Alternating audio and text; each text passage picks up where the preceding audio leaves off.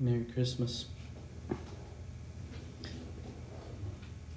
You probably has gone through your messages, Snapchat, DMs on Christmas Day, just replying to everybody's um what do you call it?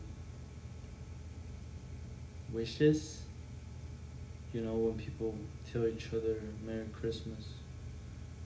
Um you have sent so many to people that you haven't talked to in a while. Um Hopefully you spend some time with family.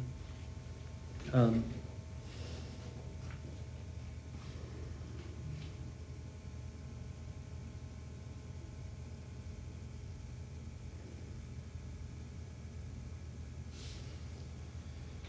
um yeah.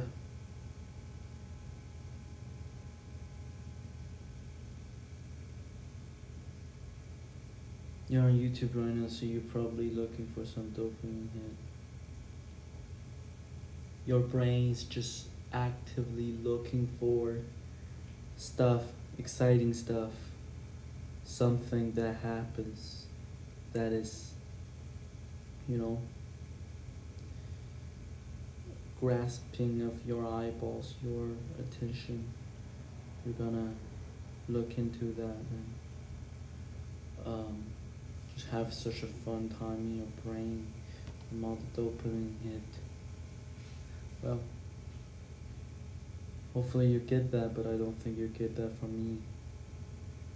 I have a really mundane voice, a really normal looking face, a pretty average story, and you know, not much happening here.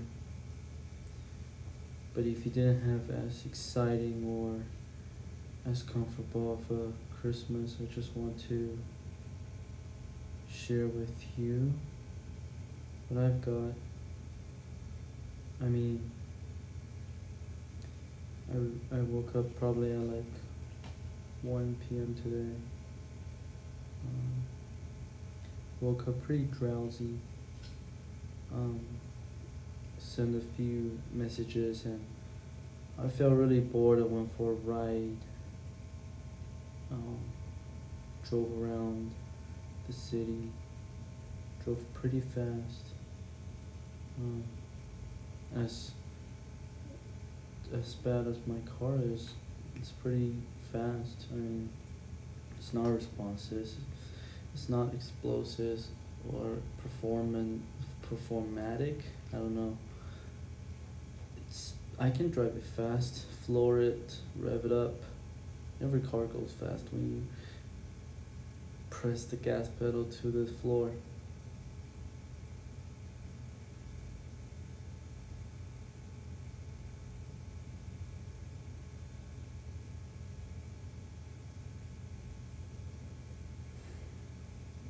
Um, in the last several years, when I was always driving on Christmas Day, I discovered two things.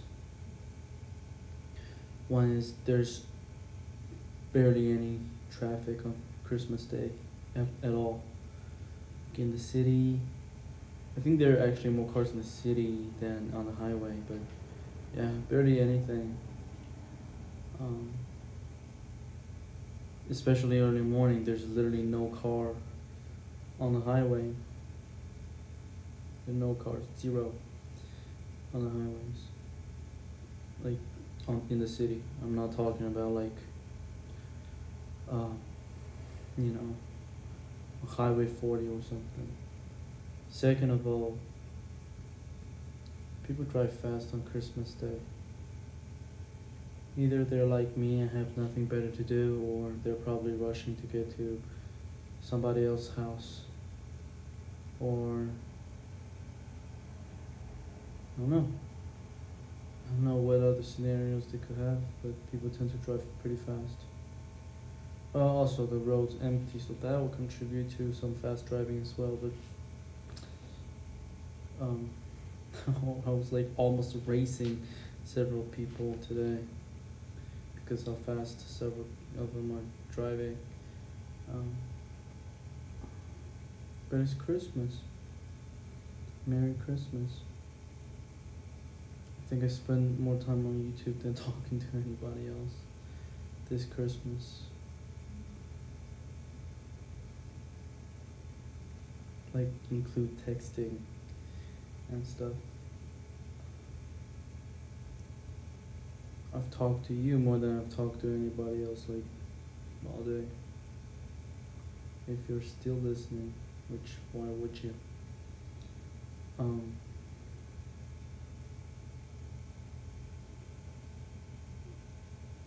And I guess I wanted to say that in times like this, you think nobody hears you, you think nobody understands you, you think nobody is there to save you. Guess what? Maybe you're right. You're right, well, you're right until it's proven otherwise, and for lots of us, it won't be. For a lot of us, soteriology of our life is there is no savior. For a lot of us, the meaning of our life is just hold on for dear life, and God knows what will happen next. Maybe nothing will happen next. Maybe that's good, maybe that's not good. How would you know? But eventually I hope you find refuge somewhere from all of the burden and trouble and pain that you experience. Maybe one day you get to enjoy Christmas. I mean, I guess what's the point of obsessing over Christmas, but I don't think that's what I'm obsessing over here. It's a sense of belonging, it's a sense of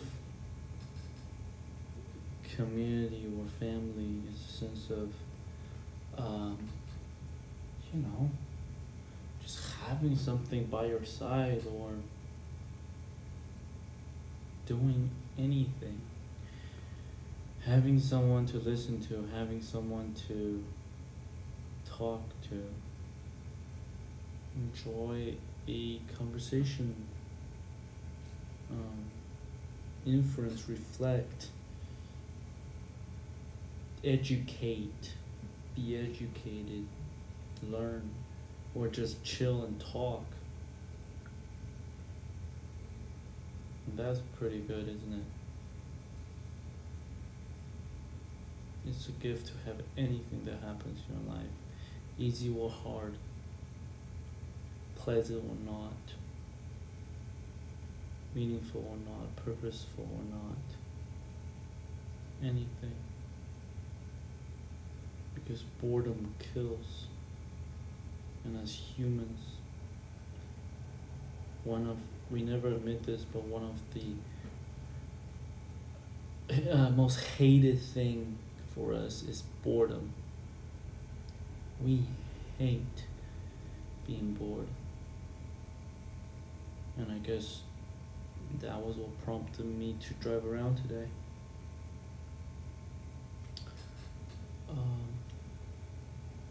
Yeah. I wrote a poem today, like I usually do, but this one was about being a man, just a man in general. I don't think people will just, I don't know where it gets it. And I feel like that should be what poems do. You know, it's hard to really understand what you're writing, but when people do understand what you're writing, they like it. I think that's the point of poems. And guess what? Sometimes lots of people are not gonna get what you're trying to say in poems, and that's okay. Maybe that's good. Um, Maybe then you only capture the audiences that relate, and maybe that's what you want. Just like life, isn't it? You don't want everybody to look at you. You only want some people. You only want people who would stay to look at you. Because anybody else, they're just trouble. They don't know what they're talking about. They just criticize, but they don't. Their opinion don't matter anyway. Well, why do you care? They're not gonna stick around. They don't understand your pain or your gain.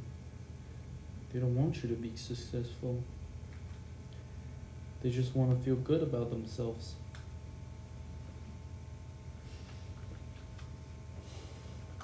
The more I talk, the more I understand who I really am and what I really believe.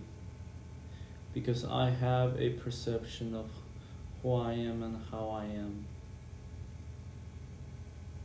Until I talk, then I realize, whoa, I got some stuff going on in my head. And the things I say, well, I mean, sometimes I just feel like, oh, I say this because I want to sound cool, but there are times I realize, wait, I say that? That's what is coming out of my mouth? That doesn't mean I believe it? I mean, better be. I mean, why else would I say any of this if I don't believe it? And I'm starting to listen to myself like I would listen to anybody else. And well, first of all, I think that's the first step of self-esteem is when you respect somebody, you listen to them.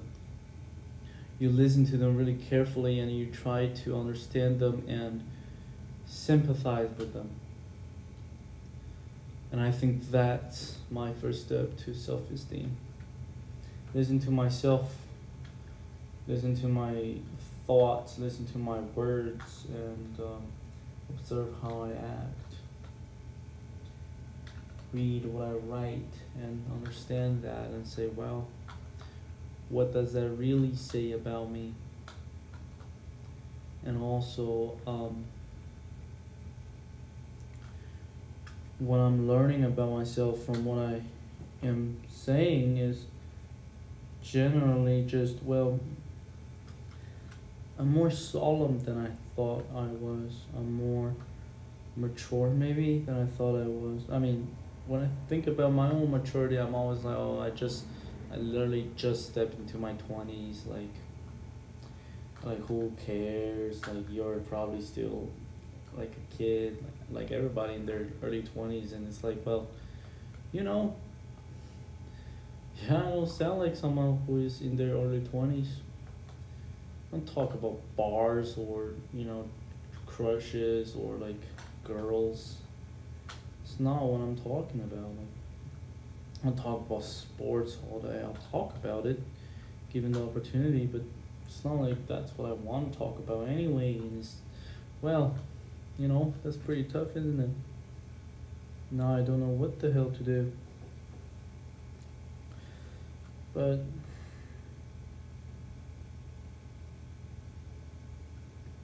yeah, I mean, it's cool, I guess. I guess I didn't really like it when in high school my Bible teacher inspired us to learn who you are, and it's like, well, you're just giving us tiring worksheets, and what the hell, I'm going to learn who I am from like a few questions? That sounds insane. I'm not saying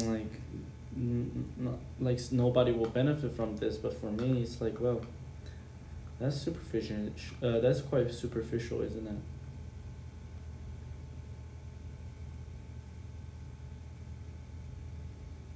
And I think from how I act in extreme circumstances and extreme pressures, that's how I'm learning about who I really am. And trying to perceive myself not from previous assumption of who I was, but new perceptions to understand and receive who I am. And you may say, like, well, why does it matter? Well, it really doesn't. But it helps you know who you are. And by that I mean really know. You know? Maybe one day you look at yourself and say, well, that's who I am. It's helpful because now I'm doing something about it. Either that or I just want to understand or solve my problems. You can help yourself better if you know what you're helping about yourself. And well, maybe that's good, you know. Maybe that helps you get out of your current spot. And well, who else wants that for you?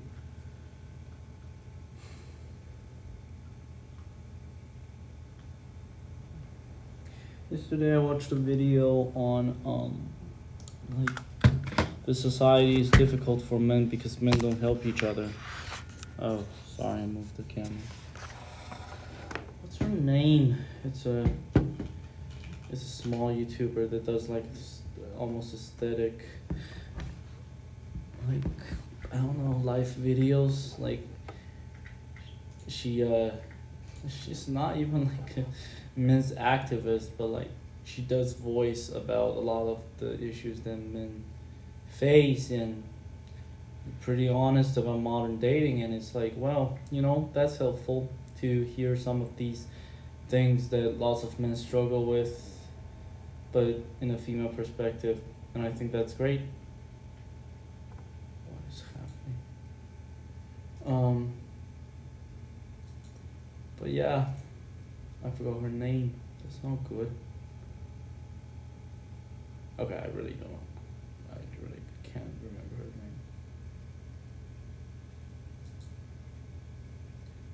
name. Okay, this is in my For You page. If I've seen it, you gotta see it now. See it with me as well.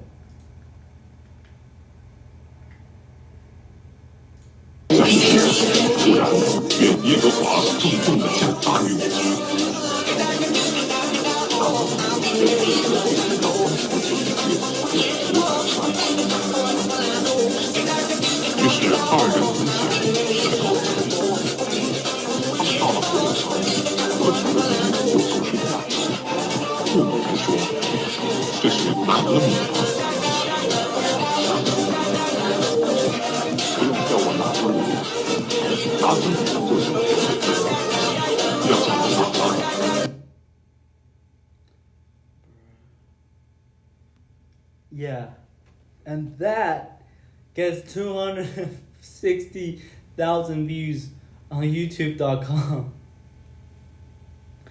On YouTube.b, bro. That's what gets the views. Oh my goodness. It's okay. It's right ear skibbity toilet, left ear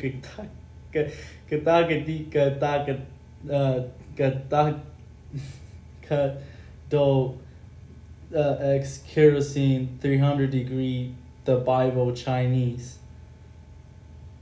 Like that's what gets the views. You know, like that, like gray blue eyed person in the middle, like in the video, like what the hell? Oh, nice.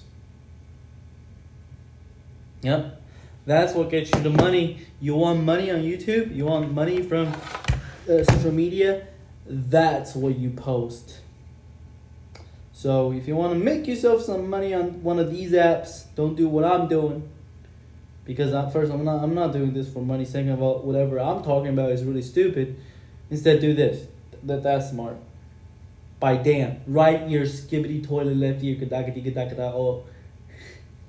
And kerosene 300 degrees the Bible in Chinese. That's what you do. Okay. That's my advice for you today. And besides that, Merry Christmas. If you're watching this on Christmas Day, which I don't think you will. And yeah, have fun. See ya.